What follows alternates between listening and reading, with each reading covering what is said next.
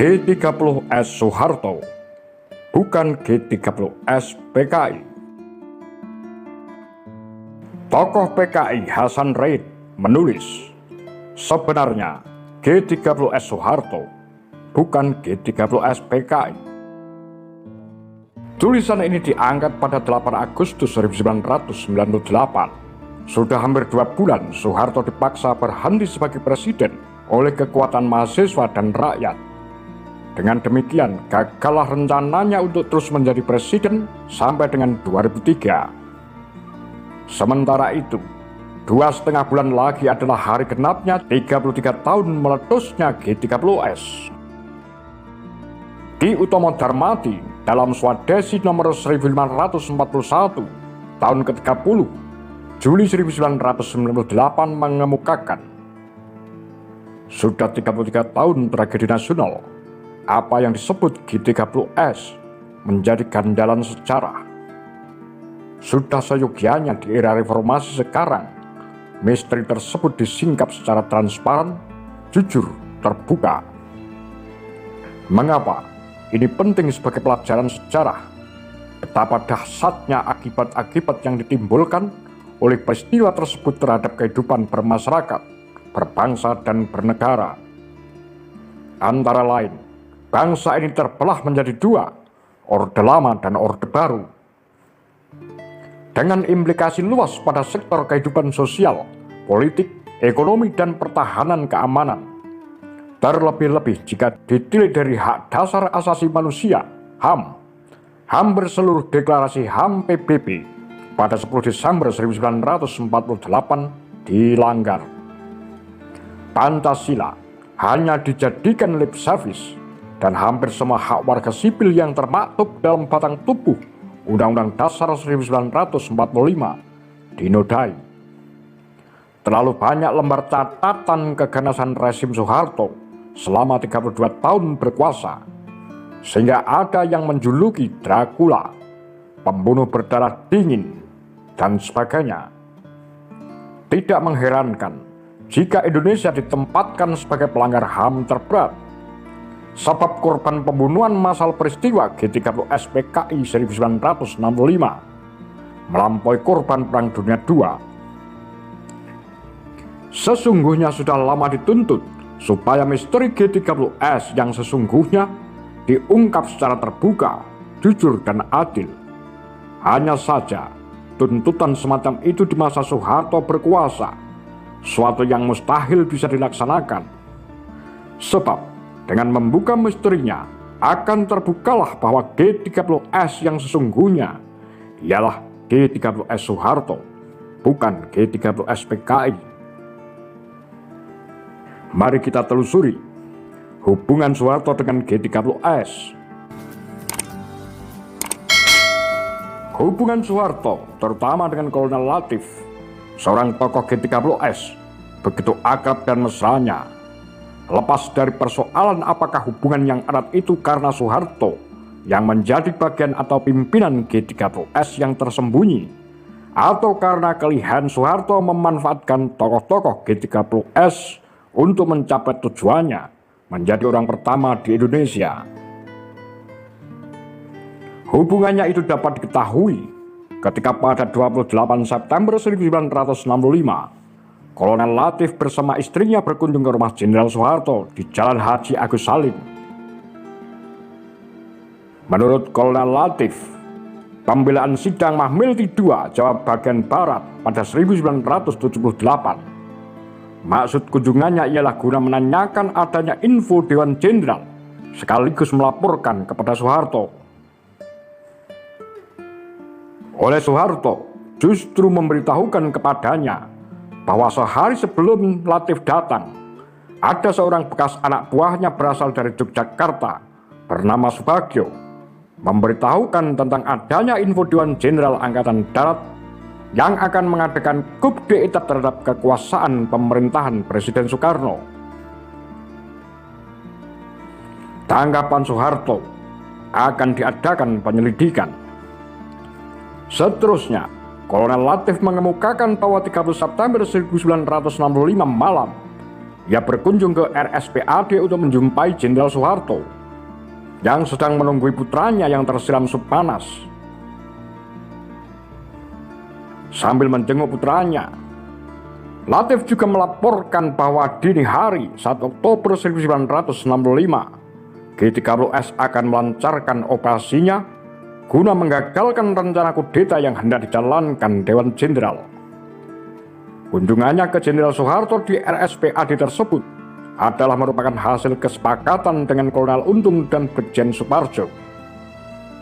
Seperti diketahui, menurut Brigjen Suparjo, tertulis dalam Tempo 1 Oktober 1988 bahwa tanggal 16 September 1965 telah terbentuk gerakan tersebut di bawah pimpinan Letnan Kolonel Untung. Kolonel Latif semula berkeberatan Letkol Untung menjadi pimpinannya dan meminta supaya gerakan dipimpin seorang jenderal.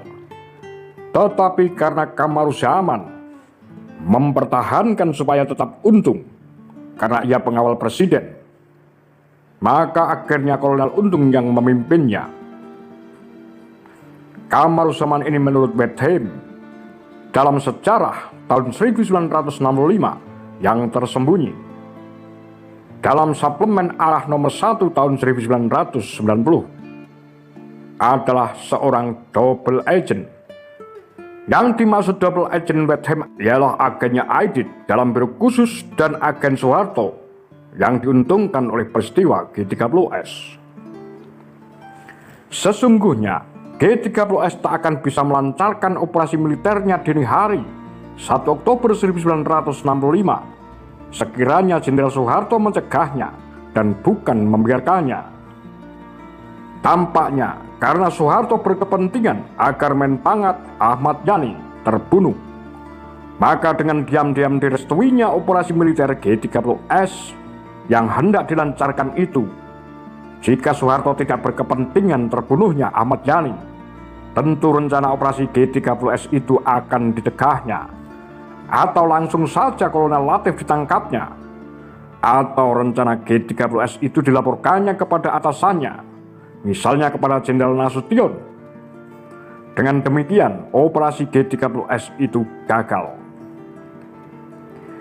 Bagi Kolonel Latif, dengan tidak ada pencegahan dari Jenderal Soeharto, artinya Jenderal Soeharto merestuinya dan operasi G30S dini hari 1 Oktober 1965 dilaksanakannya. Soeharto merestui operasi G30S itu secara diam-diam karena ia mengetahui ada sebuah konsensus dalam TNI Angkatan Darat bahwa bila Panglima Angkatan Darat berhalangan, otomatis Panglima Kostrat yang menjadi penggantinya, dan Panglima Kostrat ketika itu adalah dirinya sendiri. Bagaimana maling berteriak maling? Paginya pukul 6.30 dengan dalih yang mendapat informasi dari tetangganya, Mas Huri, bahwa Jenderal Ahmad Yani dan beberapa jenderal lain telah terbunuh. Soeharto dengan Toyotanya sendirian tanpa pengawal berangkat ke Kostrat. Melalui Kebun Sirih, Merdeka Selatan, Soeharto sudah tahu benar siapa sasaran G30S. Sejalan dengan laporan yang disampaikan Kolonel Latif kepada Jenderal Soeharto di RSPAD malam itu, maka daerah di mana markas Kostrat terletak tidak diawasi atau dijaga pasukan G30S. Yang dijaga hanya daerah lain saja di Merdeka Selatan. Ini menjadi indikasi adanya saling pengertian antara G30S dengan Panglima Kostrat. Jika tidak ada saling pengertian, tentu daerah di mana markas Kostrat berada juga akan dijaga pasukan G30S. Menurut Yoga Sugama, Memori Jenderal Yoga, halaman 148 hingga 153. Pada pagi 1 Oktober 1965 itu, dirinya lah yang pertama tiba di Kostrad. Kepada Ali Murtopo, Yoga Sugama memastikan bahwa yang melancarkan gerakan penculikan dini hari tersebut adalah anasir-anasir PKI. Ali Murtopo tidak begitu saja mau menerima keterangan Yoga Sugama tersebut. Setelah ada siaran RRI pukul 7.20 yang mengatakan telah terbentuk Dewan Revolusi yang diketuai Kolonel Untung, maka Yoga Sugama memperkuat kesimpulannya di atas. Sebab Yoga Sugama kenal Untung sebagai salah seorang perwira TNI Angkatan Darat yang berhaluan kiri. Untung pernah menjadi anak buahnya ketika RTP-2 bertugas menumpas PRRI di Sumatera Barat. Jenderal Soeharto juga bertanya kepada Yoga Sugama, apa kira-kira Presiden Soekarno terlibat dalam gerakan ini? Yoga Sugama dengan tegas menjawab, ya. Tuduhan Yoga Sugama bahwa di belakang gerakan itu adalah anasir PKI dan Presiden Soekarno terlibat. Tentu saja sangat membesarkan hati Soeharto, karena dengan demikian rencananya untuk menghancurkan PKI dan menggulingkan Presiden Soekarno mendapat dukungan dari bawahannya. Pada pukul 9 pagi, Jenderal Soeharto tertulis dalam Tempo 1 Oktober 1998 memberikan briefing. Dengan tegas ia mengatakan, saya banyak mengenal Untung sejak dulu, dan Untung sendiri sejak 1945 merupakan anak didik tokoh PKI Pak Alimin. Ini tentu bualan Soeharto saja, sebab Alimin baru kembali ke Indonesia pertengahan tahun 1946. Bagaimana ia mendidik Untung sejak tahun 1945?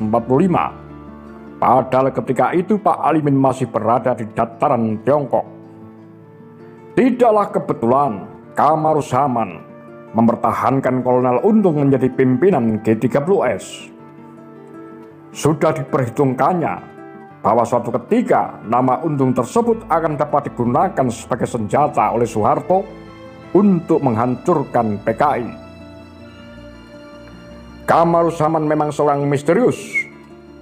Secara formal, dia adalah orangnya Aidit dalam biro khusus. Sedang sesungguhnya, dia adalah di pihak lawannya Aidit. Dia bertugas menghancurkan PKI dari dalam. Untuk itulah maka Kamaruzaman, seperti dikatakan Mane Sopian, dalam kehormatan bagi yang berhak, membuat ketentuan bahwa persoalan yang akan disampaikan kepada Aidit harus melalui dirinya. Banyak hal yang penting yang tak disampaikannya kepada Aidit. Akibatnya, setelah gerakan dimulai, terjadilah kesimpang siuran, penyimpangan yang merugikan Aidit dan PKI. Sesuai dengan rencananya, maka Soeharto, seperti dalam G30S pemberontakan PKI, Seknek, terbit 1994, halaman 146 hingga 147. Pada 1 Oktober tersebut tanpa sepengetahuan, apalagi seizin Presiden, Panglima tertinggi Soekarno mengangkat dirinya menjadi pimpinan TNI Angkatan Darat. Padahal jabatan Panglima suatu angkatan adalah jabatan politik. Itu merupakan hak prerogatif Presiden untuk menentukan siapa orangnya. Dikesampingkannya hak prerogatif Presiden, Pangti Abri, diakui Soeharto dalam 4 petunjuk kepada Presiden Soekarno yang harus disampaikan oleh Kolonel KKO Bambang Wijanarko yang berkunjung ke Kostrad 1 Oktober 1965. Kedatangan Bambang Wijanarko adalah untuk memanggil Jenderal Pranoto Rekso Samudro yang telah diangkat menjadi caretaker Menpangat sementara oleh Presiden Soekarno untuk datang ke Halim menemui Presiden. Usaha Bambang Wijanarko untuk meminta Jenderal Pranoto Rekso Samudro ke Halim dihalangi Soeharto. 4 petunjuk tersebut adalah: pertama, Mayor Jenderal TNI Pranoto Rekso Samudro dan Mayor Jenderal TNI Umar Wirahadikusuma tidak dapat menghadap Presiden Soekarno untuk tidak menambah korban. Ini berarti Soeharto menuduh Presiden Soekarno lah yang bertanggung jawab atas penculikan sejumlah jenderal dini hari 1 Oktober tersebut. Sesuai dengan jawaban Yoga Sugama kepadanya tentang keterlibatan Presiden Soekarno dalam G30S. Karena Ketua Dewan Revolusi adalah Kolonel Untung, pasukan pengawal Presiden Soekarno. Kedua, Mayor Jenderal TNI Soeharto untuk sementara telah mengambil oper pimpinan TNI Angkatan Darat berdasarkan perintah tetap Menpangat. Ini artinya perintah tetap Menpangat, maksudnya konsensus dalam TNI Angkatan Darat lebih tinggi dari hak prerogatif Presiden dalam menentukan siapa yang harus memangku jabatan Panglima suatu angkatan. Ketiga, diharapkan agar perintah-perintah Presiden Soekarno selanjutnya disampaikan melalui Mayor Jenderal TNI Soeharto. Ini berarti Mayor Jenderal TNI Soeharto yang mengatur Presiden Soekarno untuk berbuat ini atau itu, meskipun dibungkus dengan kata-kata diharapkan. Semestinya Presiden yang mengatur Mayor Jenderal Soeharto, bukan sebaliknya. Presiden adalah Panglima tertinggi ABRI. Keempat, Mayor Jenderal TNI Soeharto memberi petunjuk kepada Kolonel KKO Bambang Wijanarko agar berusaha membawa Presiden Soekarno keluar dari Pangkalan Udara Halim Perdana Kusuma, karena pasukan yang akan berada di bawah komando Kostrat akan membersihkan pasukan-pasukan pendukung G30S yang berada di Pangkalan Udara Halim Perdana Kusuma sebelum tengah malam 1 Oktober 1965. Ini berarti Soeharto memerintahkan Soekarno meninggalkan Pangkalan Udara Halim Perdana Kusuma karena Halim akan diserbu.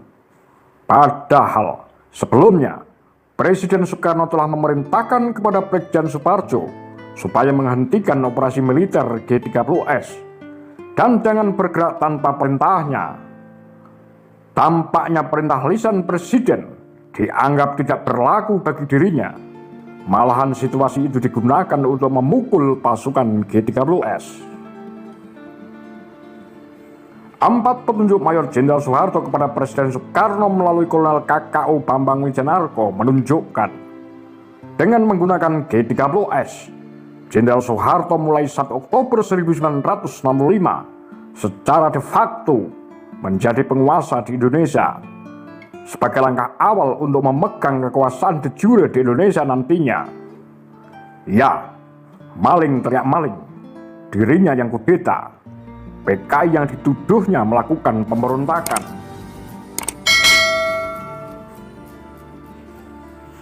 Apa pendapat Anda? Demikian kura-kura, tagar lambe sundel.